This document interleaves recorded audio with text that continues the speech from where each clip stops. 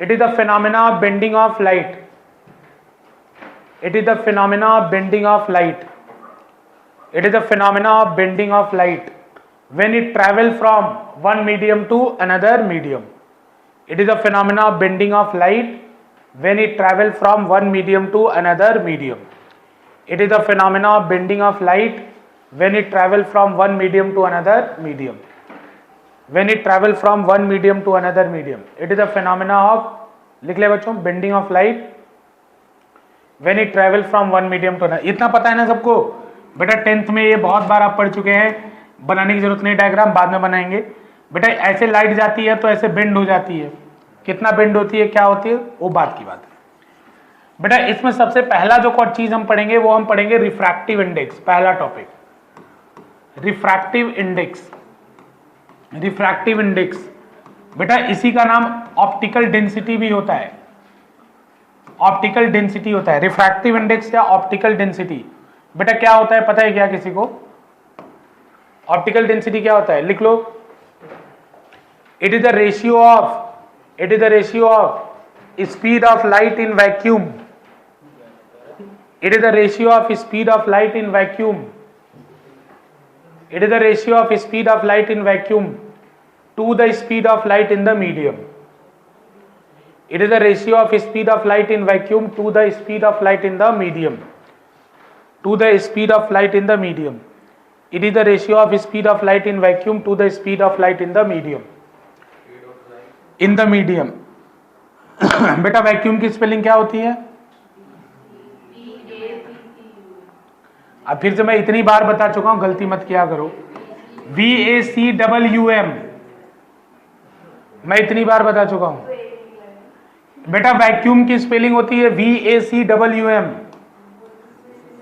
कहीं भी चेक कर लेना. बेटा N इक्वल टू कितना होता है? C/V. इधर ध्यान दो. N इक्वल टू कितना होता है? देखो रिफ्रैक्टिव इंडेक्स को N से भी डिनोट कर सकते हैं, म्यू से, लेकिन मुझे N सिंबल पसंद है. एनसीईआरटी में भी N सिंबल लेके चल रहा है. N is equal to C/V. C क्या है? C क्या है? Speed of light in vacuum. Speed of light in vacuum कितनी होती है पता है सबको? टाइम पास वाली चीज है, जल्दी जल्दी कर लो. 3 × 10⁸ मीटर पर सेकंड, पहले ही पता चुका हो. V क्या है? Speed of light in medium. किस आर्यन रिफ्रैक्टिव इंडेक्स का फॉर्मूला क्या होता है? EM wave. रिफ्रैक्टिव इंडेक्स का क्या फॉर्मूला होता है? EM wave. बताओ. गलत है. कोई और? रिफ्रैक्टिव इंडेक्स का क्या फॉर्मूला होता है? EM wave. गधा कहीं का. N is equals to √of ER into μR. लिखवाया है, डिराइव कराया लास्ट में, देख लो. Refractive index is equals to ER into μR. वो तो मैंने ऐसे पूछ लिया, मुझे इसकी जरूरत नहीं थी अभी. वो तो मेरे को याद है, मैंने पूछ लिया. अरे परेशान क्यों, मैं तो चेक कर रहा था तुम पढ़ते हो कि नहीं पढ़ते. N equal to C/V. ठीक है ऋषभ, N की यूनिट क्या होगी? N की यूनिट क्या होगी? N की यूनिट क्या होगी? एंजल क्या होगी N की यूनिट? ऋषिता बेटा N की यूनिट क्या होगी? हाँ बेटा यूनिटलेस होगी. बेटा स्पीड अपॉन स्पीड है ना, मीटर पर सेकंड अपॉन मीटर पर सेकंड. क्या सोच रहा था? यूनिट निकाल के मानेगा भाई, है ही नहीं है. यूनिटलेस होता है. N क्या होता है? यूनिटलेस. इसकी कोई यूनिट नहीं होती है. N की वैल्यू, N का कोई यूनिट नहीं होता है. ठीक है ना. चलो एक और क्वेश्चन. बेटा N का वैल्यू लिखना मत, इसको लिख लो. N की यूनिटलेस होता है. N की वैल्यू है 0.5. पॉसिबल है या नहीं है? N की वैल्यू है 0.5. पॉसिबल है या नहीं है? कितने लोग बोल रहे हैं पॉसिबल है? N की वैल्यू 0.5 पॉसिबल है या नहीं है? कितने लोग बोल रहे हैं है? नहीं है. करणवीर कह रहे नहीं है. हाँ बताओ, कोई बता नहीं रहो. है कितने लोग बोल रहे हैं है possible?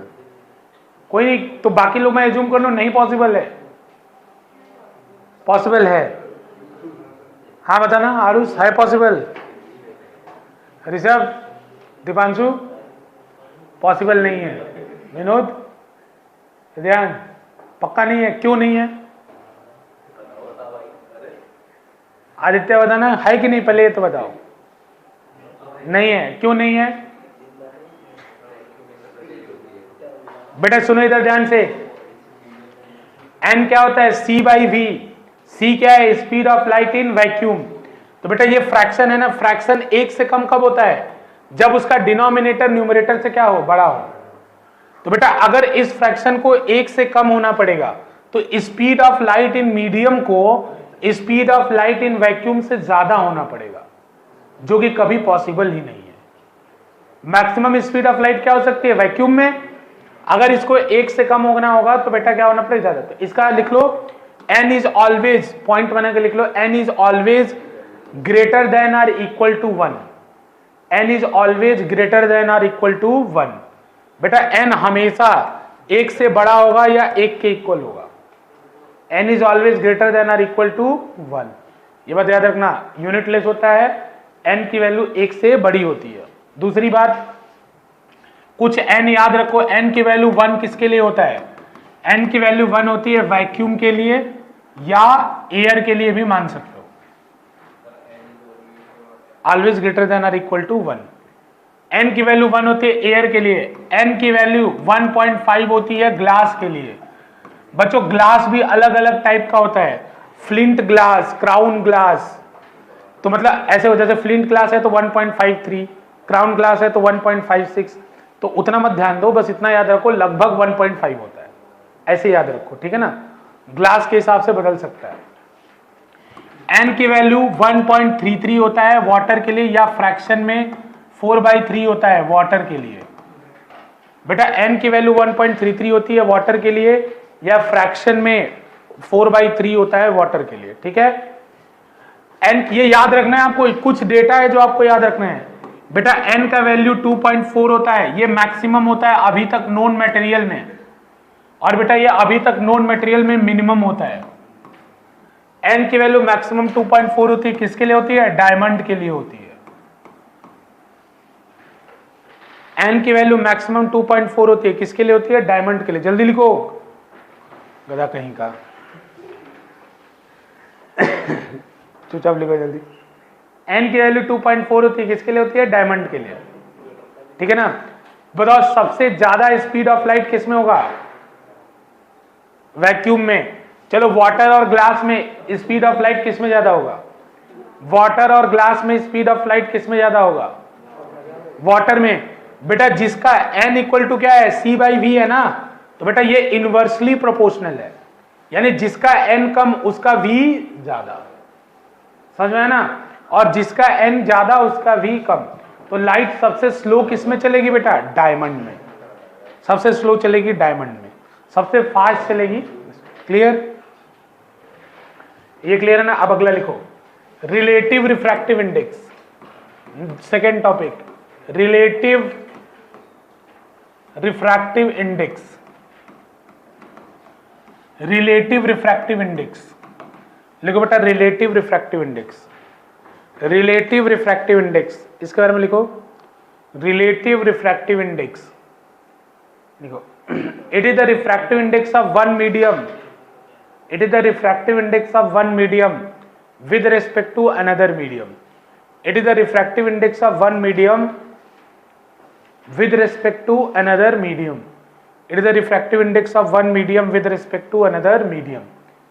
It is the refractive index of one medium with respect to another medium.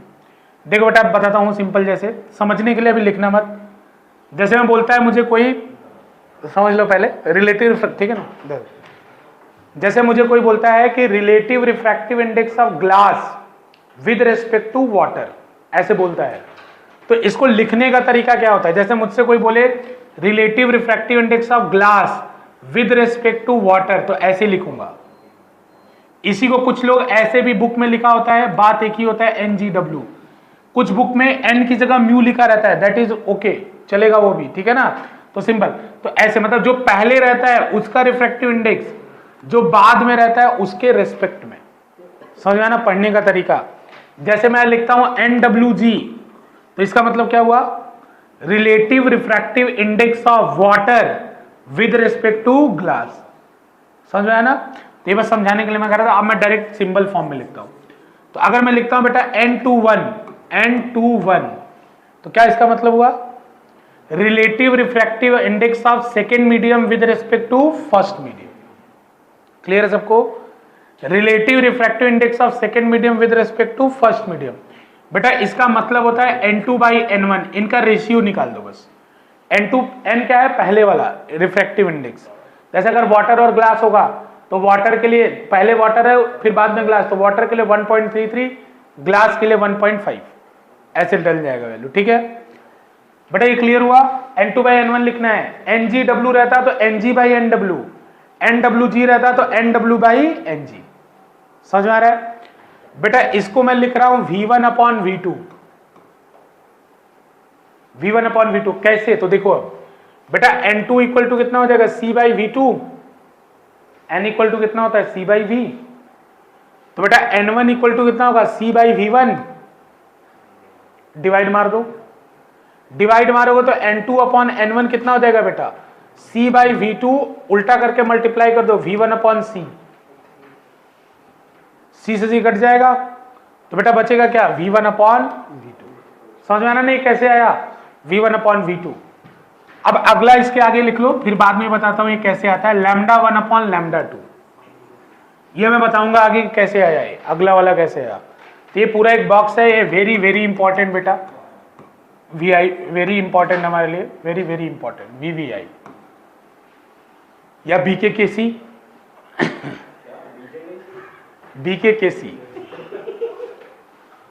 BKKC मतलब एक बच्चा था वो लिखता था BKKC। बताओ आर्यन फुल फॉर्म, तुम तो पुराने BKKC मतलब होता है बड़े काम की चीज।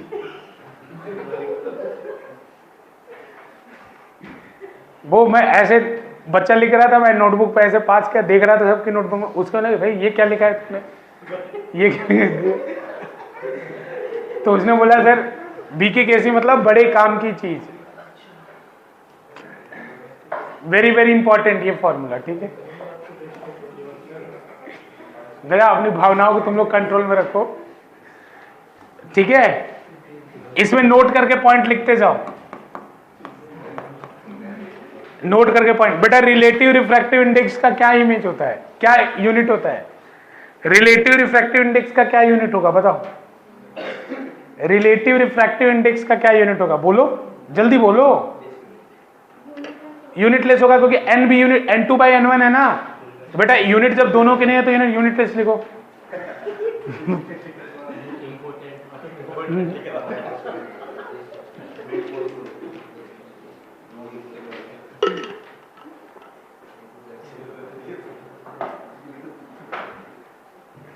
गलत बताया बेटा, लिख लिए यूनिटलेस। बेटा दूसरा बात, अरे लिखा ना पहला पॉइंट यूनिटलेस। दूसरा बात बेटा इसका वैल्यू 1 से कम हो सकता है कि नहीं, बताओ तुम देव, इसकी वैल्यू 1 से कम हो सकती है कि नहीं, रिलेटिव रिफ्रैक्टिव इंडेक्स की वैल्यू 1 से कम हो सकती है कि नहीं, वो उसे पूछ के बता रहा है, कहता है क्या हो सकती है, कैसे बेटा, जब मैं NGW लिखना हो तो NWG भी तो लिख सकता हूं। तो NGW अगर NG/NW है और ये 1 से बड़ा है तो बेटा NWG लिखूंगा तो NW/NG लिखूंगा ना, तो ये 1 से छोटा हो जाएगा। तो लिखो इसके बारे में, it can be less than 1। बेटा देखो रिफ्रैक्टिव इंडेक्स 1 से कम नहीं हो सकता, लेकिन ये 1 से कम हो सकता है। It can be less than 1, हाँ it can be less than 1, ये 1 से कम हो सकता है। बेटा इसके बाद अगला पॉइंट लिखो, अगला पॉइंट लिखो, लिखो when light travel from one medium to another medium, when light travel from one medium to another medium, its frequency remains same, but wavelength changes. when light travel from one medium to another medium its frequency remains same but wavelength changes. When light travel from one medium to another medium its frequency remains same but wavelength changes. बेटा ये drawing बना लो, एक medium ऊपर है एक medium नीचे है, तो ऊपर वाले मीडियम का रिफ्रैक्टिव इंडेक्स n1 है, नीचे वाले का n2 है, तो वहां स्पीड ऑफ लाइट v1 है, फ्रीक्वेंसी f है और वेवलेंथ लैम्डा 1 है, v2 f और लैम्डा 2, ठीक है ना। अब बना लो, जल्दी से लिखो, फिर उसके बाद बताता हूं क्यों ऐसा है।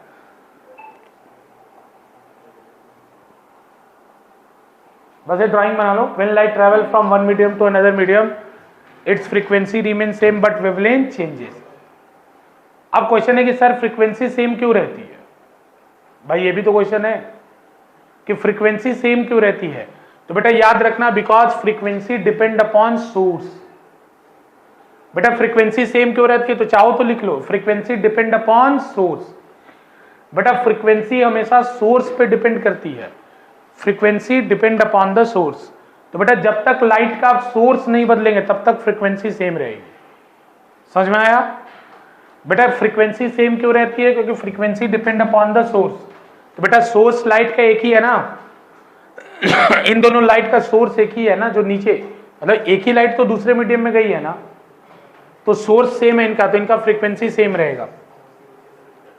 बेटा इधर ध्यान देखो, इस दुनिया का कोई भी वेव हो वो इस फॉर्मूले को फॉलो करता है, v equal to F lambda. बेटा इस दुनिया का कोई भी वेव हो इस फॉर्मूले को फॉलो करता है, v equal to F lambda. बेटा ईएम वेव में भी तो पढ़ा था ना हमने, v equal to F lambda.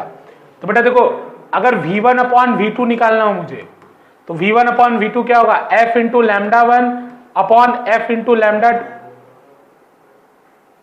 अरे v1 क्या होगा? f into lambda 1। बेटा f सेम क्यों है? क्योंकि मीडियम पे डिपेंड नहीं कर, तो कैंसिल कर दो। तो बेटा ये नीचे बना के लिख लो, ये v1 upon v2 lambda 1 upon lambda 2 के इक्वल आ जाएगा। देखो यहाँ पे ये बताया था ना, ये मैं बाद में बताऊंगा तो बता दिया आप कि v1 upon v2 lambda 1 upon lambda 2 कैसे हुआ, क्योंकि f f कैंसिल हो जाता है, ठीक है। तो बेटा ये बचता है बस वेवलेंथ, ठीक है। अगला क्वेश्चन, अगला पॉइंट लिखो, पॉइंट, ये बहुत इंपॉर्टेंट सेगमेंट है, याद रखना। ये पूरा सेगमेंट जो पढ़ रहे हो रिलेटिव रिफ्रैक्टिव इंडेक्स, इस पूरे रिफ्रैक्टिव इंडेक्स का बैकबोन है ये चैप्टर, ये पर्टिकुलर सेक्शन। अगला पॉइंट लिखो, नेक्स्ट पॉइंट, जो भी नंबर है बढ़ाते चलो। Refractive index of the same material, refractive index of the same material, refractive index of the same material is different for different color. Refractive index of the same material is different for different color. उधर होगा, उधर रखा होगा, उधर, ये नहीं है, उधर रखी हुई है। Refractive index of the same material is different for different color. Different for different color. लिख ले बच्चों, सुने, बात बहुत समझने लायक है। फिर मैं एक क्वेश्चन पूछूंगा जो एम्स एग्जाम में आया था, एक लॉजिकल क्वेश्चन आया था, मतलब कोई इसमें न्यूमेरिकल नहीं था लेकिन एक लॉजिक था, तो मैं आगे पूछूंगा, इसलिए ध्यान समझ लो। तो बेटा देखो, अभी आपने पीछे रिलेशन क्या देखा, इधर ध्यान दो। बेटा पीछे रिलेशन देखा कि n और v में उल्टा रिलेशन है, जैसे n2 ऊपर है तो v2 किधर है? नीचे, तो इनवर्स रिलेशन है ना। n1 नीचे है तो v1 किधर है? ऊपर, बेटा इनवर्स रिलेशन है। सिमिलरली n2 अगर ऊपर है तो लैम्डा 2 किधर है? नीचे, और n1 नीचे है तो लैम्डा 1 ऊपर, यानी इनवर्स रिलेशन है। तो बेटा जो पॉइंट आपने लिखा है उसी पॉइंट के आगे ऐसे लिख लेना, n is inversely proportional to 1 upon lambda. n is inversely proportional to 1 upon lambda. n is inversely proportional to 1 upon lambda, ठीक है बेटा। अब एक बात सुनो, जैसे मैं कोई ग्लास का पीस ले लूं, ग्लास का टुकड़ा ले लूं, और आपसे क्वेश्चन पूछूं कि क्या इसका रिफ्रैक्टिव इंडेक्स सेम होगा, तो बेटा इसका आंसर है सेम नहीं होगा।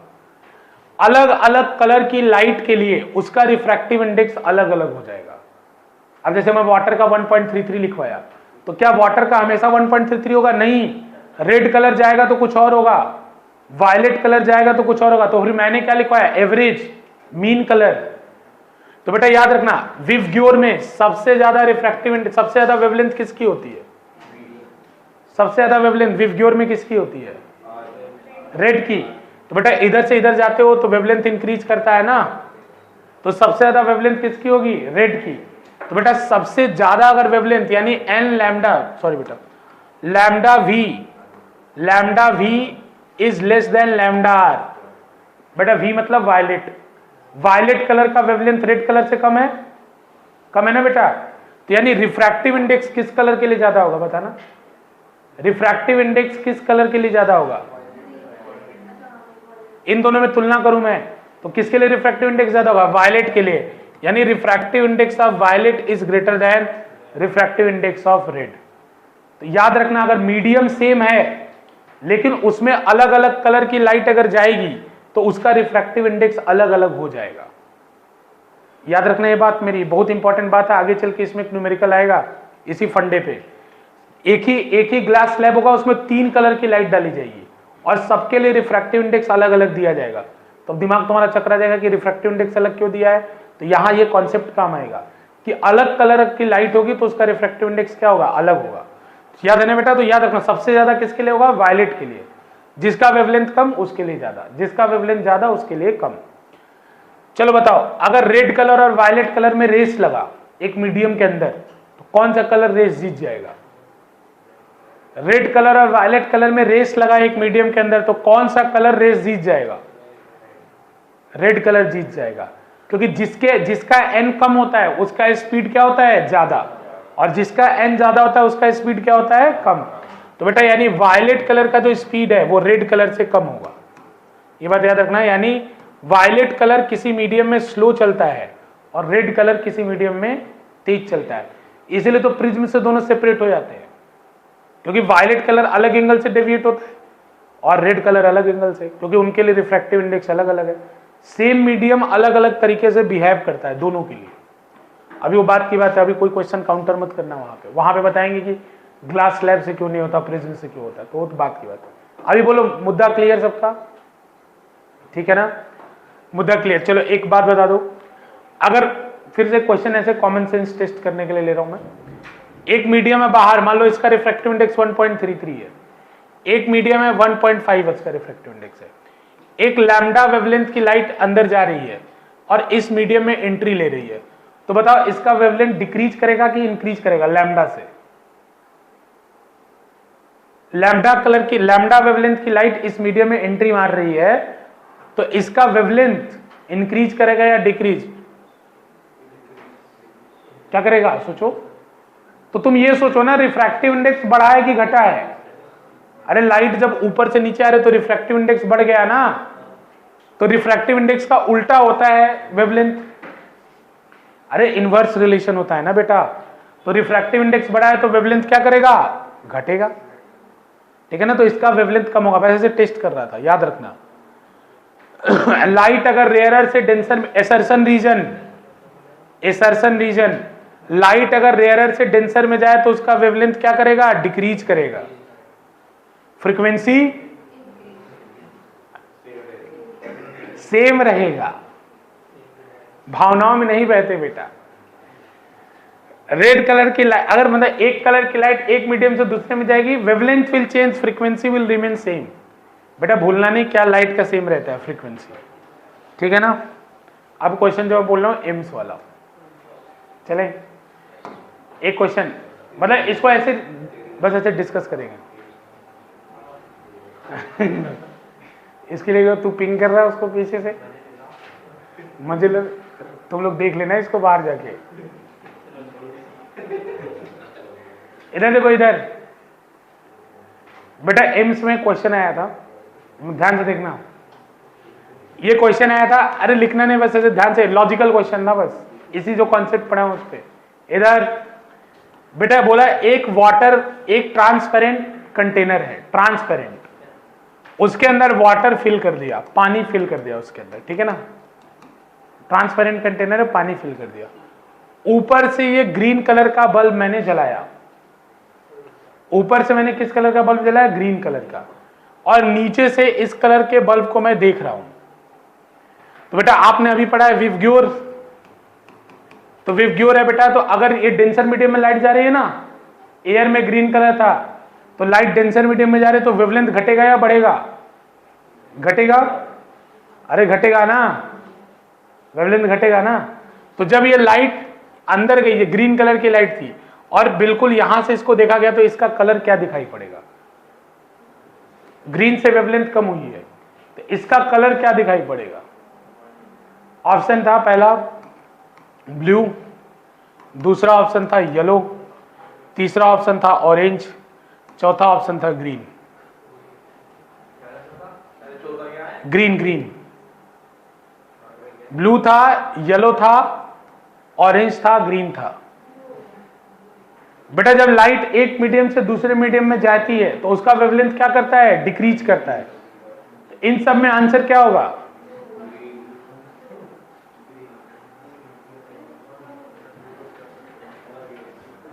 मैं कुछ नहीं बोल रहा, आप लोग आंसर दो फिर मैं देता हूं ना बाद में। अच्छा वेवलेंथ एक बार बताओ, अच्छा ऑनलाइन में बताओ दीक्षा क्या कलर होगा। चुप रहो, बाहर नहीं निकलेगी। अगर किसी को ये डाउट है कि बाहर निकल रही है तो बाहर नहीं निकल रही, ऐसा मान लो आई बिल्कुल अंदर है, कोई डिफरेंस नहीं। ऐसा मान लो पानी में देख रहे हो, कैमरे से देख रहा हूं, चलो पानी के अंदर डाल के अब बोलो।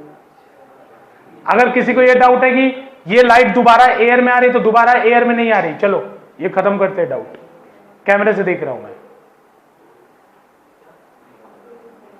दीक्षा, करण, श्रुति बताओ। सर होना ब्लू चाहिए पर आपके रिएक्शन से ग्रीन लग रहा है। कह रहा है कि होना ब्लू चाहिए लेकिन आपके रिएक्शन से ग्रीन लग रहा है। ठीक है बच्चा, बेटा होना तो ब्लू चाहिए ना।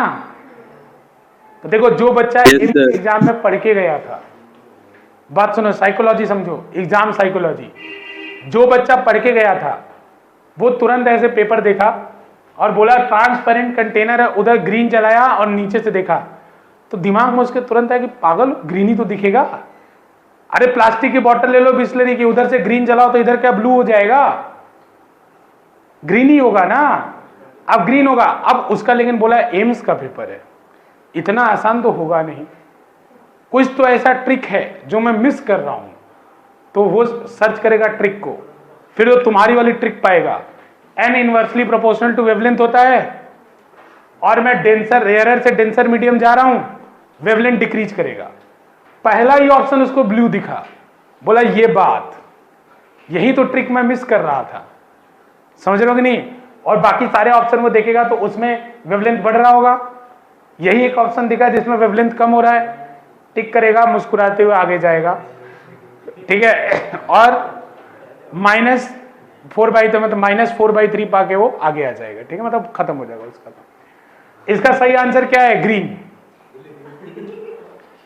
सुनो, अब जो बच्चा बिल्कुल पढ़ के नहीं आया था, मौज देने के लिए पेपर आ गया, उसको कुछ नहीं पता है रिफ्रैक्टिव इंडेक्स क्या होता है, दुनिया भर क्वेश्चन पढ़ा, वो इंग्लिश में नहीं पढ़ा, हिंदी में पढ़ा, क्योंकि उसमें भी डाउट है, हिंदी इंग्लिश बाइलिंगुअल पेपर होता है, हिंदी में पढ़ा, बोला ये तो इतना आसान क्वेश्चन है भाई, ग्रीन कलर थोड़ी बदल जाएगा। तो ये कुछ क्वेश्चन बहुत आसान होते हैं, वो आपके साइकोलॉजी को टेस्ट करते हैं। अब बताओ, अब यहाँ दो बात, आंसर तो इसका ग्रीन है, फिर मेरी फिजिक्स कहाँ गलत हो गई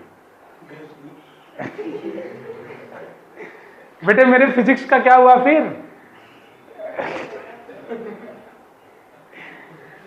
अरे लॉजिक है कि नहीं, फिजिक्स का क्या हुआ? फिजिक्स तो कह रहा था ना कि वेवलेंथ डिक्रीज करेगी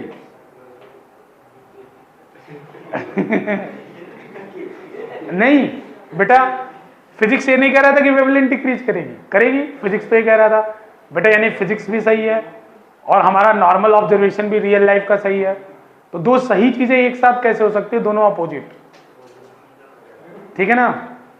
तो बच्चों इसका करेक्ट आंसर है ग्रीन, और इसमें नो डाउट कि वेवलेंथ चेंज होगा और वेवलेंथ क्या करेगा, डिक्रीज करेगा, नो डाउट करेक्ट है। फिर ये ग्रीन क्यों दिखा, तो उसके लिए अगला पॉइंट लिखो, अगला पॉइंट लिखो, उसके लिए लिखो, colour is the property of frequency. Colour, अगला पॉइंट लिखो, colour is the property of frequency. अब क्लियर हो गया बेटा, वेवलेंथ कुछ भी चेंज हो जाए, colour is the property of frequency. अब फ्रीक्वेंसी तो नहीं बदला ना, डिबेट ओवर, फिजिक्स सही है, समझ में आया ना, कि colour is the property of frequency, frequency की प्रॉपर्टी है, फ्रीक्वेंसी चेंज नहीं हुआ तो ठीक है, मैं भी सही, सब सही, समझ में आया ना। तो ये अच्छा क्वेश्चन था बेटा। ये साइकोलॉजिकल, देखो एग्जाम में प्रेशर में आ जाते हैं आप लोग, इसीलिए बोलता हूँ थोड़ा ध्यान से, कॉन्सेप्ट अच्छा होना चाहिए। एग्जाम में तो सही सही चीज कंफ्यूजन देती है, एकदम सही पड़ी हुई चीज लगता है कि ये होगा कि नहीं। क्लियर? रिफ्रैक्टिव इंडेक्स क्लियर है सबको?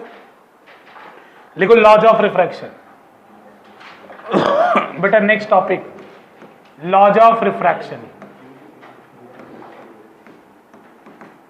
लॉज ऑफ रिफ्रैक्शन वही बचपन वाला है लेकिन बताना है।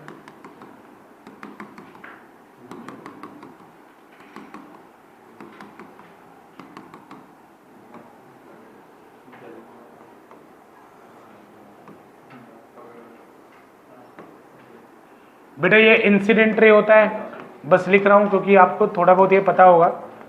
इंसिडेंट रे होता है, ये रिफ्रैक्टेड रे होता है, रिफ्रैक्टेड रे।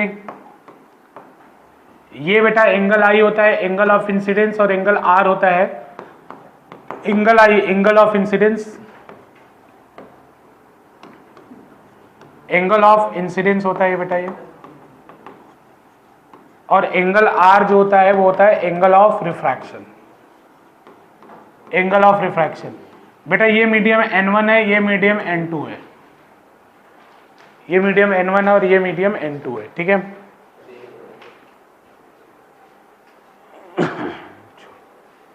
ये मीडियम n1 और ये मीडियम n2 हो गया। चलो इसमें बाद में क्वेश्चन तो बाद में करेंगे, पहले मुझे बताओ इसमें एंगल ऑफ डेविएशन कितना हुआ। इस क्वेश्चन में एंगल ऑफ डेविएशन क्या है? चलो बाद में लॉ तो पढ़ा ही दूंगा। एंगल ऑफ डेविएशन क्या है इस क्वेश्चन में? Angle of deviation, angle of deviation बेटा इसलिए बोलते फिजिक्स को समझो। एंगल ऑफ डेविएशन क्या है इस सिचुएशन में? देखो बेटा अगर ये मीडियम नहीं होता तो ये लाइट कैसे जाती है? ऐसे जाती, सीधा जाती ना बेटा। ये मीडियम नहीं होता तो लाइट सीधा जाती ना। इस मीडियम की वजह से लाइट ऐसे जा रही है तो कितना डेविएट हो गई? इतना डेविएट हो गई, इतना डेविएट हो गई ना। तो बेटा इसमें फॉर्मूला लगाओगे तो वर्टिकली अपोजिट एंगल से टोटल एंगल किसके बराबर होगा? आई के। और ये वाला एंगल कितना है? आर के। तो डेल किसके इक्वल होगा? आई माइनस आर। तो एंगल ऑफ डेविएशन कितना होगा? आई माइनस आर। बेटा एंगल ऑफ डेविएशन को आप समझ लो, एंगल ऑफ डेविएशन फिजिक्स में बार बार आएगा, तो बार बार आए तो क्या करना है सोचो। अगर ये मीडियम नहीं होता तो लाइट कैसे जाती और अब कैसे जा रही है, दोनों में क्या डिफरेंस है? वही एंगल ऑफ डेविएशन है। तो बेटा एंगल ऑफ डेविएशन जो होता है यहाँ पे del equal to I minus R. बेटा देखो आर माइनस आई भी हो सकता है जब राइट उल्टा जाए, उल्टा जाए तो आर माइनस आई भी हो सकता है। बुद्धि से सोचना, रट के मत बैठना। आर माइनस आई भी हो सकता है अगर लाइट उल्टा जाए तो, ठीक है ना। खुद सोच समझ के काम करना है हमें। बेटा फर्स्ट लॉ लिख लीजिए, वहीं जाना पहचाना। क्या होता है फर्स्ट लॉ? फर्स्ट लॉ क्या होता है बच्चों? तीनों के तीनों एक ही प्लेन में होते हैं। लिख लो, incident ray, refracted ray and the normal will all lie in the same plane, will all lie at the same plane। अरे लिख लो incident ray, refracted ray and the normal. इसमें एक और होता है स्टेटमेंट लेकिन कौन लिखवाए? And the normal will all lie at the same plane, ठीक है ना बेटा। सारे सेम प्लेन में, इन द सेम प्लेन लिख लो, लाई इन द सेम प्लेन, सारे सेम प्लेन में होते हैं। दूसरा लॉ लिखो, दूसरा लॉ है बेटा स्नेल्स लॉ। तो ये मैथमेटिकल लॉ है तो मैं डायरेक्ट इसका आपको मैथमेटिकल एक्सप्रेशन लिखवाऊंगा। स्नेल्स लॉ, सेकेंड लॉ क्या होता है? Snell's law. स्नेल्स लॉ होता है sine I by sine r, sine I by sine r equal to constant which depend upon the two medium, which depend upon the two medium. जो दो medium है उनके ऊपर ये कांस्टेंट डिपेंड करता है, ठीक है ना। इन गिवन एग्जाम्पल, बेटा जो एग्जाम्पल अभी हमने बनाया है, इन गिवन एग्जाम्पल, दिए हुए एग्जाम्पल में, in given example sine I by sine r, sine I by sine are is equals to n21। Given example में sine I by sine r n21 के इक्वल होता है। n21 मतलब लाइट जिस medium में जा रही है उसको पहले लिखना है और जिस मीडियम से आ रही है उसको बाद में लिखना है। लाइट किससे आ रही है? 1 से। किस में जा रही है? 2 में, ठीक है ना। तो बेटा अगर उल्टा होता 2 से 1 में जा रहे हो तो क्या लिखता है n1 2, लेकिन ये r उस समय i हो जाता और i उस समय r हो जाता, ये भी तो चेंज हो जाता ना। तो अभी याद रखना हमेशा, ज्यादा कॉम्प्लिकेट मत करो, कि जिस मीडियम में लाइट जाती है उसका रिफ्रैक्टिव इंडेक्स और जिस मीडियम से आती है उसके रिस्पेक्ट में होता है, ठीक है ना, n2 1। तो ये स्नेल्स लॉ का फॉर्मूला है, स्नेल्स लॉ का फॉर्मूला है, ठीक है बच्चों, sine i by sine r equal to n2 1, ठीक है। अब इसमें देखो ठीक है, कोई दिक्कत नहीं यहां तक किसी को, सब ठीक चल रहा है ना बेटा। देखो अब इसमें एक काम करो, इसी को थोड़ा आगे बढ़ाते हैं, sine i by sine r equal to n2 1 है, n2 1 को क्या लिख सकता हूं n2 बाई n1, n2 1 को क्या लिख सकता हूं n2 by n1, cross multiply कर दो, क्रॉस मल्टीप्लाई कर दो, तो n1 into sine i will be equal to n2 into sine r, n1 into sine i is equals to n2 into sine r। अब देखो बड़ी कमाल की बात हो यहां पता चली, इंटू साइन r ये बेटा कांस्टेंट के इक्वल होता है, is equals to a constant. देखो इधर एक बात, देखो इधर लिख लिया, सबने लिख लिया, ये कमाल की बात क्या पता चली कि बेटा देखो n1 क्या है, पहला वाला मीडियम, इधर इधर आदित्य क्या होगा, फेंक, बहुत किसने फेंका, जो ले आओ, तो उसको भेज रहा है गधा का आलसी। बेटा देखो n1 क्या है, पहला वाला मीडियम, और i क्या है, पहले वाले मीडियम में बनने वाला एंगल। अरे समझ रहे हो ना, n1 क्या है, पहला वाला मीडियम, और i क्या है, पहले वाले मीडियम में बनने वाला एंगल। n2 क्या है, दूसरा वाला मीडियम, और r क्या है, दूसरे वाले मीडियम में बनने वाला एंगल। तो यहां से कंक्लूजन निकलता है कि n into sine theta is equals to constant, n into sine theta is equals to constant. और n क्या है, रिफ्रैक्टिव इंडेक्स, और थीटा क्या है, उस मीडियम में बनने वाला एंगल, उस मीडियम में बनने वाला एंगल। यहां से क्या पता चला, तो जैसे आप लोग बोलते हो ना, याद करते थे 10th में, कि लाइट जब रेयरर से डेंसर मीडियम में जाती है तो नॉर्मल की तरफ बेंड हो जाती है, राइट जब डेंसर से रेयरर में जा रही है तो away from the normal bend होती है। वो उसी का मैथमेटिकल प्रूफ है। कैसे, अगर n की वैल्यू, जैसे 2 नंबर का प्रोडक्ट अगर कांस्टेंट है, बेटा ध्यान से सुनो, अगर 2 नंबर का प्रोडक्ट कांस्टेंट है तो एक चीज को बढ़ाओगे तो दूसरी चीज को कम होना पड़ेगा। अगर 2 नंबर का प्रोडक्ट कांस्टेंट है तो एक बढ़ाओगे दूसरा कम होगा। तो बेटा अगर आपने रिफ्रैक्टिव इंडेक्स बढ़ाया तो उस मीडियम में एंगल कम बनेगा, और अगर आपने रिफ्रैक्टिव इंडेक्स घटाया तो उस मीडियम में एंगल ज्यादा बनेगा। अब तुलना करके देखो, जिस मीडियम का रिफ्रैक्टिव इंडेक्स कम उस मीडियम में एंगल ज्यादा, जिस मीडियम का रिफ्रैक्टिव इंडेक्स ज्यादा उस मीडियम में एंगल कम। तो इसी से तो पता चला कि एंगल कम बनता है मतलब बेंड करता है टुवर्ड द नॉर्मल। समझ में आया ना बेटा? तो बोलो क्या कुछ बोलना है? तो बेटा याद रखना इसी का मैथमेटिकल प्रूफ है। यहां पे जैसे एंगल देके मैं पूछूं कि कौन सा मीडियम डेंसर है, n1 की वैल्यू बड़ी है कि n2 की, तो याद रखना जिसका एंगल ज्यादा बन रहा होगा वो n1 क्या होगा, कम होगा। एंगल कम बन रहा होगा n2 क्या होगा, ज्यादा होगा। मतलब ऐसे ग्राफ देख के भी, मतलब वो डायग्राम देख के भी आपको आइडिया होना चाहिए। एंगल कम बन रहा है तो इसका मतलब बस वो उसका मैथमेटिकल प्रूफ है। किसका मैथमेटिकल प्रूफ है कि बेटा इसमें ऐसे लिख लेना कि अगर n इंक्रीज करेगा तो थीटा क्या करेगा, डिक्रीज करेगा।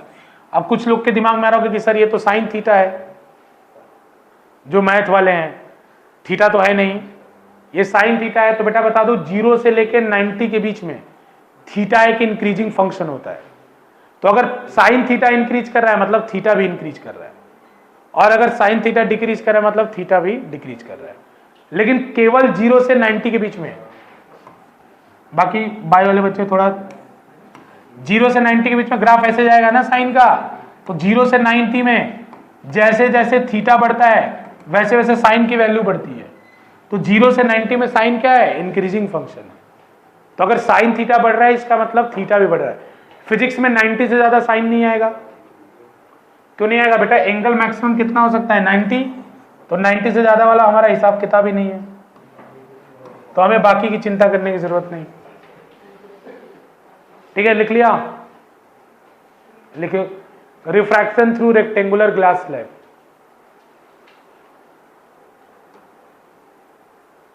Refraction through rectangular glass slab. जैसे बोले कि मैथमेटिकली प्रूफ करो, अच्छा ये कब करोगे? जब मैथमेटिकली प्रूफ करने के बोले कि प्रूफ करो कि लाइट जब एक मीडियम से दूसरे मीडियम में जाती है तो बेंड टुवर्ड द नॉर्मल हो जाती है, मतलब डेरर से डेंसर में, तो ये उसका प्रूफ है। अगला लिखो, refraction through rectangular glass slab. अच्छा मैंने नहीं लिखा ना, refraction through rectangular glass slab, rectangular glass slab, refraction through rectangular glass slab, refraction through rectangular glass slab. बेटा इसके ऊपर न्यूमेरिकल आएगा, छोटा मोटा स्नेल्स लॉ का एप्लीकेशन। बेटा ऐसे मान लो ये ग्लास स्लैब है, रेक्टेंगुलर ग्लास स्लैब है, तो अभी मैं मान रहा हूं इसका रिफ्रैक्टिव इंडेक्स n2 है, n1 है, तो यहां n2 is greater then n1। अभी मैं ऐसा एज्यूम कर रहा हूं। जब मैं ऐसा एज्यूम करूंगा बेटा तो लाइट इस मीडियम से एंट्री कर लेगी, ऐसे एंट्री करेगी, ये ऐसे डेविएट होगी, फिर बेटा यहां पे ऐसे जाएगी, ऐसे जाएगी, फिर वापस ऐसे जाएगी। तो इसको जब आगे बढ़ाओगे तो ये इसके पैरेलल आएगी, तो ये एंगल आई होता है, ये एंगल आर होता है, ये भी एंगल आर होता है, और ये एंगल ई होता है, और ये n1 है। बेटा बाकी सब नाम आपको पता है। इस रे को इमरजेंट रे कहते हैं, इमरजेंट रे कहते हैं। बेटा ये जो बाहर, इमर्ज मतलब बाहर आना, तो जो रे बाहर आती है उसका नाम क्या होता है? Emergent ray. इमर्ज मतलब क्या होता है? बाहर आना, तो जो रे बाहर आती है उसका नाम क्या है? Emergent ray. तो बेटा ये इमरजेंट रे है। थोड़ा डायग्राम टेढ़ा बना है बच्चों, लेकिन कोऑपरेट विद मी, ठीक है ना? थोड़ा सा डायग्राम टेढ़ा बना है, कोई नहीं चलेगा ना? बेटा अगर इंसिडेंट रे को एक्सटेंड करते हैं और इमरजेंट रे के बीच में एक डिस्टेंस होता है, इस डिस्टेंस को कहते हैं बेटा लैटरल डिस्प्लेसमेंट। इस डिस्टेंस को क्या नाम देते हैं? Lateral displacement. लैटरल डिस्प्लेसमेंट, इन दोनों के बीच में डिस्टेंस होता है, इसे हम क्या बोलते हैं? Lateral displacement. बच्चों अब आपको प्रूफ करना है कि prove that angle I is equals to angle e. Proof करो angle I is equals to angle e होता है।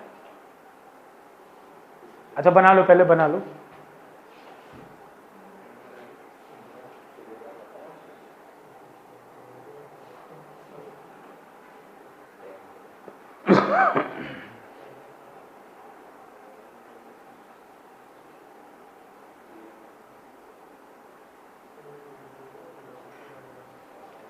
बेटा ठीक है, लिख लिया,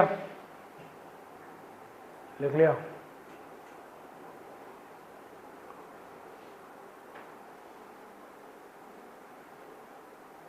ठीक है ना? प्रूफ करके दिखाता हूं। बेटा देखो सबसे पहले ये देखो कितने इंटरफेस हैं? दो, एक पहला इंटरफेस यहां, एक दूसरा इंटरफेस यहां, दोनों जगह स्नेल्स लॉ लगाओ। अप्लाइंग स्नेल्स लॉ, सॉल्यूशन लिखो। प्रूफ करना, पहले क्वेश्चन लिख लो, proof angle I is equals to angle e. Proof angle I equal to angle e, question लिखो पहले, फिर मैं सॉल्यूशन बता रहा हूं। Proof angle I is equals to angle e, proof करना है। तो applying Snell's law, applying Snell's law at interface 1। Interface मतलब जहां दो मीडियम मिल रहा हो, वो इंटरफेस है, इंटरफेस 1। तो बेटा फॉर्मूला क्या बनेगा? Sine I upon sine are is equals to n2 1। अरे समझ में आ रहा है ना? इसको इक्वेशन 1 कह दो। बेटा same applying Snell's law, applying Snell's law, Snell's law लिख लेना, Snell's law at interface 2। Interface 2, चलो इसका इक्वेशन बताओ मुझे, इंटरफेस 2 का इक्वेशन बताओ, बताओ Vinod. Sine are upon sine E is equals to n21, angle n21 के n12, n12 1 में जा रही है ना लाइट यहां, और किससे आ रही है? 2 से आ रही है। तो बेटा जिसमें जाती है उसको पहले लिखते हैं। ऊपर में n21 क्यों था? क्योंकि 2 में आ रही थी 1 से। नीचे से क्या आ रही है? 1 में जा रही है 2 से। तो यहां कितना आएगा? n12। अरे बात समझ में आया n12 क्यों होगा? बेटा क्लियर है ना? अब इन दोनों इक्वेशन को मल्टीप्लाई करो, मल्टीप्लाई मतलब LHS को LHS में मल्टीप्लाई कर दो और RHS को RHS में मल्टीप्लाई इक्वेशन 1 एंड 2। बेटा मल्टीप्लाई इक्वेशन 1 एंड 2, 1 एंड 2 को मल्टीप्लाई करो, तो मल्टीप्लाई कर दो sine I upon sine r into sine are upon sine e. बेटा मल्टीप्लाई कर रहा हूं, is equals to n21 into n12। बोलो साइन आर कैंसिल हो गया। n21 को क्या लिख सकते हो बच्चों, तो यहां हो जाएगा sine I upon sine E is equals to n21 को क्या लिख सकते हो n2 बाई n1, n12 को क्या लिख सकते हो n1 बाई लिख सकते हो ना बेटा, उड़ा दो, n2 उड़ गया, n1 n1 क्या बचा 1, तो sine I equal to sine E, angle I equal to angle ई।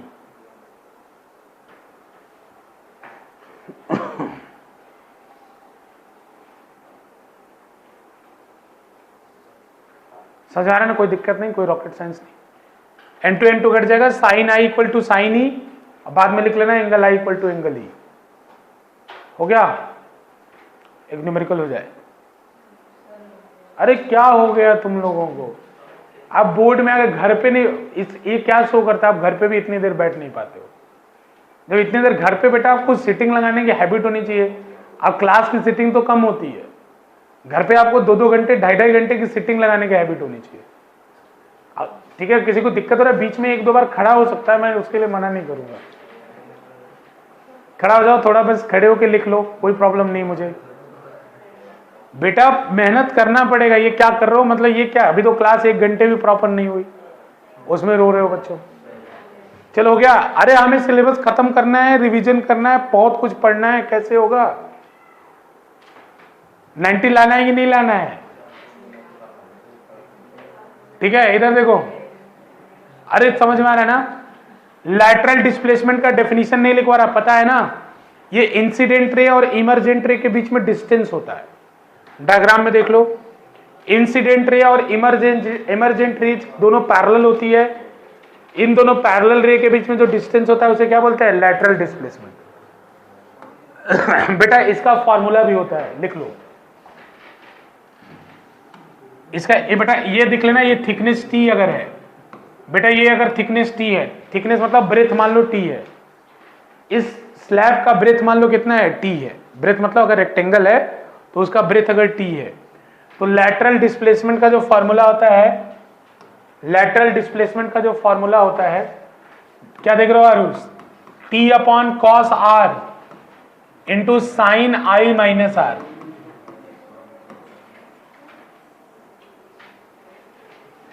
क्या हुआ,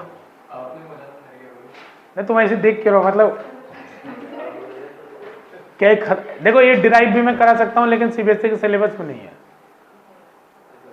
लेकिन इसको आपको लिखना है क्योंकि इस लास्ट ईयर बहुत ज्यादा धोखे हुए थे ऑप्टिक्स में, इस बार नहीं हो, इस बार नहीं हो, इसीलिए लिखना है आपको D T upon cos R sine आई माइनस आर। और टी क्या है पता है ना, टी क्या है पता है ना, थिकनेस है वो, और साइन आई minus r upon cos r. बेटा when i is very small, when i is very small, इसमें दो फॉर्मूला बनते हैं। When i is very small, when i is very small, बेटा आई अगर बहुत स्मॉल होता था तो साइन थीटा किसके इक्वल हो जाता था, थीटा के। कॉस थीटा किसके इक्वल होता था, 1 के। और टैन थीटा किसके इक्वल होता था, थीटा के। ठीक है ना। तो अब देखो यहाँ पे अगर आई बहुत छोटा होगा तो आर भी बहुत छोटा होगा, तो ये कॉस आर किसके इक्वल हो जाएगा, 1 के। तो इसका डायरेक्ट फॉर्मूला क्या आ जाएगा उस समय, d is equals to T into I minus R. देखो कितना सुंदर फॉर्मूला बना।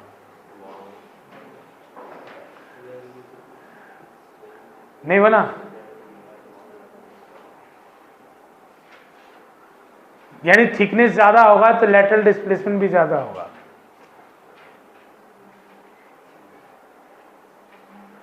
समझ रहे हो। लेकिन ये दोनों फॉर्मूला है, ऊपर वाला याद रखो, नीचे वाला तो निकल जाएगा। कॉस आर क्या हो गया, 1। अरे 1 क्यों हुआ, समझ में आ रहा है ना।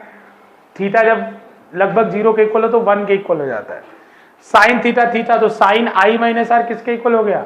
आई माइनस आर के इक्वल हो गया। समझ में आ रहा है?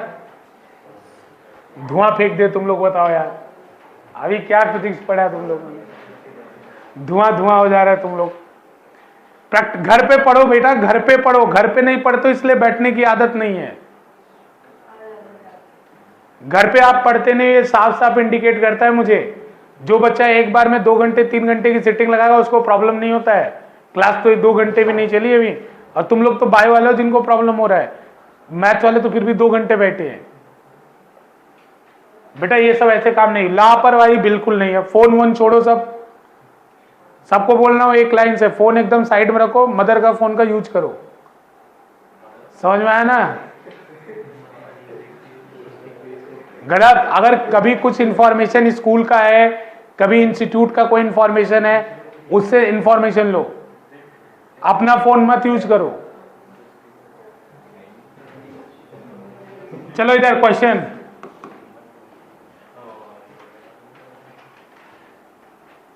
लिखो prove that angle I is equals to angle ई।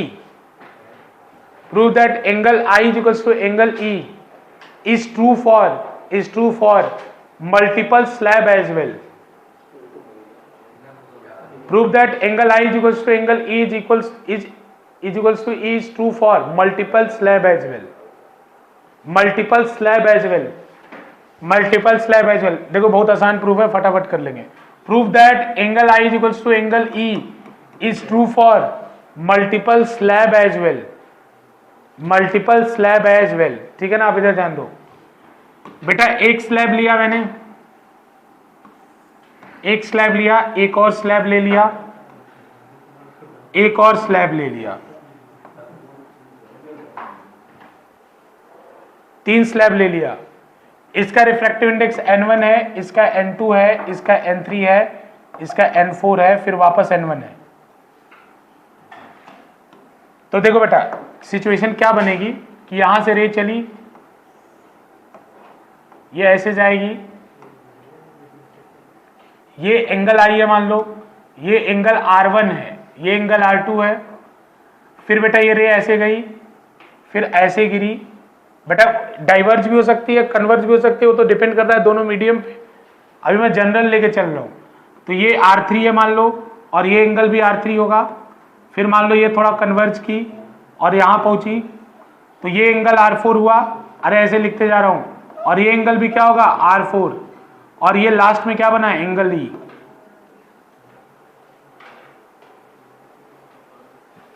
क्या हुआ? अरे कुछ नहीं है इसमें, अरे अपने मन से बनाते जाओ। ज्यादा कम हो रहा है, जैसे मैं देखा कि अगर बार बार इधर करते जाऊंगा तो इधर से बाहर हो जाएगा ये, तो जानबूझ के कहीं दबा भी दिया। अरे अगर मैं हर बार ऐसे ऐसे करते जाऊं या ऐसे ऐसे करते जाऊं तो बाहर हो सकती है, जानबूझ के दबाते गए, कैसे भी कर लो, बस एंगल लिखते जाओ, R1 R2 R3 R3 R4 R4 E। अब देखो एकदम हलवा प्रूफ है इसका। N1 कितने इंटरफेस है? अरे लिख लो पहले, अच्छा बना लो। कितने इंटरफेस है? 4 बार स्नेल्स लॉ लगाओ, आंसर सबको लास्ट में मल्टीप्लाई कर देना।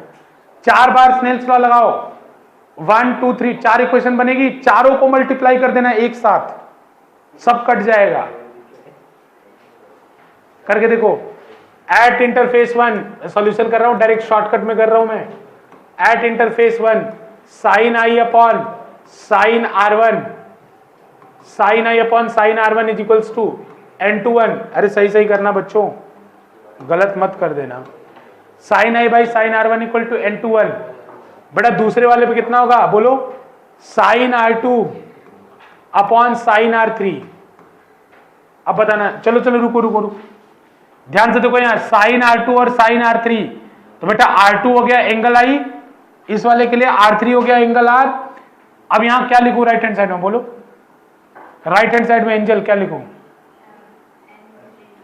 वेरी गुड बेटा, राइट हैंड साइड में क्या लिखा जाएगा? N32। ठीक है, अब यहां के बाद यहां आ जाओ, तीसरा इंटरफेस कितने हो गए? 1 2 हो गए ना, तीसरा यहां पे एंगल I कितना होगा? R3, एंगल R कितना होगा? R4। फिर लगाओ, तो बेटा sine R3 upon sine R4 is equals to, बोलो बेटा क्या लिखूं, sine R3 upon R4 N4 last देखो sine R4 upon sine E, क्या लिखूं बेटा, वापस N1 में आ गया ना ये, N14, क्या लिखूं बेटा N14, क्या लिखूं N14 लिख दो। अरे बोलो ये इसमें किसी को डाउट है तो,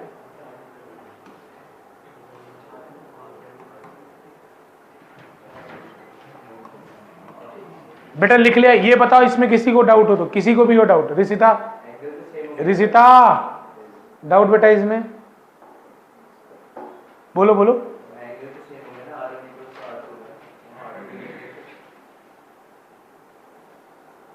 पहले नहीं बताना था गधा कहीं का,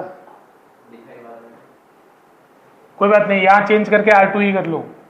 अरे यहां R2 होना चाहिए था यार, यहां R2 कर लो। अब ठीक है, अब ठीक है ना बेटा, ये R2 है तो ये भी R2 होगा, ये R3 है तो ये भी R3, ये R4 है तो, यहां मैंने गलती से R1 और R2 लिख दिया था, ठीक है ना, तो अगर इसको R2 ही लिख लो ना, ऊपर R2 करेक्ट कर लो।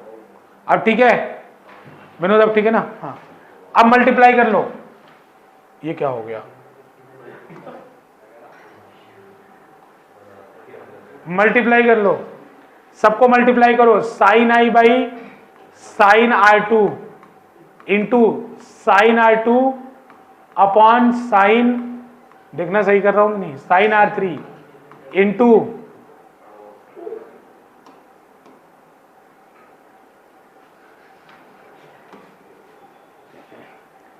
इंटू ए देव तू बता चल, sign R3 upon sine R4, बोल अगला क्या लिखूं, गधा कहेगा क्लास में सो रहा है, sine R4 sine R4 upon sine E, और ये किसके इक्वल होगा, ये इक्वल होगा N21 into N32 into N43 into N14। अब चलो कटापीटी करते हैं हम लोग, साइन R2 कट गया, साइन R3 कट गया, साइन R4 कट गया। अब इधर देखो राइट हैंड साइड बचा क्या, साइन I बचा और साइन E, तो बेटा इधर बचा sine I upon sine E। इधर देखो N21 को क्या लिख सकते हो, N2 बाई N1, N32 को क्या लिख सकते हो, N3 बाई N2, इसको क्या लिख सकते हो N4 बाई N3, इसको क्या लिख सकते हो N1 अपॉन N4। देखना जरा सब कट गया क्या, N2 कट गया, N3 कट गया, N4 कट गया, N1 कट गया, आ गया ना। तो साइन I इक्वल टू कितना आ गया, साइन E। बेटा अगर बहुत ज्यादा स्लैब हो तब भी ये रिजल्ट ट्रू है, सब कटता जाएगा, अगर 5 रख लो, 6 रख लो, 10 रख लो, 1000 रख लो, सब लास्ट में क्या होगा, कटते जाएगा, कटने के बाद यही बचेगा। तो बेटा मल्टीपल स्लैब होगा तब भी angle I is equals to कितना होगा, angle I is equals to angle E होगा। अब मैं छोड़ रहा हूं, घबराओ मत, दुखी मत हो, हाँ ठीक है बेटा, अच्छे से पढ़ना है, ठीक है। संडे को भी अब की बार क्लास होगी मैराथन टाइप की, क्योंकि मुझे क्या करना है ना, रे ऑप्टिक्स मुझे ठीक ठाक खत्म करना है। मैं पावर प्ले एकदम ऑन करूंगा संडे को, रे ऑप्टिक्स तेज खत्म करूंगा, तेज, ठीक है। संडे को 2 घंटे 2.5 घंटे क्लास ले सकता हूं मैं, रे ऑप्टिक्स मुझे खत्म करना है, ठीक है। संडे को थोड़ा प्रिपेयर है ना मेंटली, कल भी मेरी क्लास हो सकती है, केमिस्ट्री मैथ है, कोशिश मैं ये करूंगा मेरी भी हो जाए, क्योंकि सिलेबस मैं चाहता हूं कोशिश करूं थोड़ा जल्दी फिनिश करूं, ठीक है बेटा, ठीक है। आप लोग जाइए बेटा।